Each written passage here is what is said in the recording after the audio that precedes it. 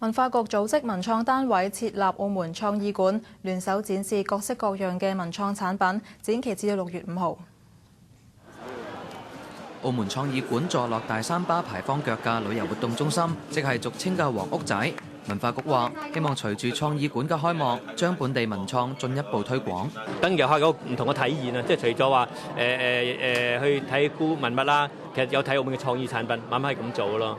咁其實今次咧可以話一個半展覽半展示嘅形式，係一個試驗性質嘅。其實呢啲遊客咧，除咗影相之外，佢哋自己本身都喺度揾緊一啲有趣嘅空間去睇啦，同埋去購物咯。咁我哋喺整嗰個位隔離啦，就係想提供呢啲吸引佢哋嘅元素。創意館一共吸引本地17間原創嘅品牌聯手展示文創產品。有創作家就話：呢一次嘅展期有3個月，而且地點坐落本澳嘅地標，能夠睇得出政府係有心推動文創發展。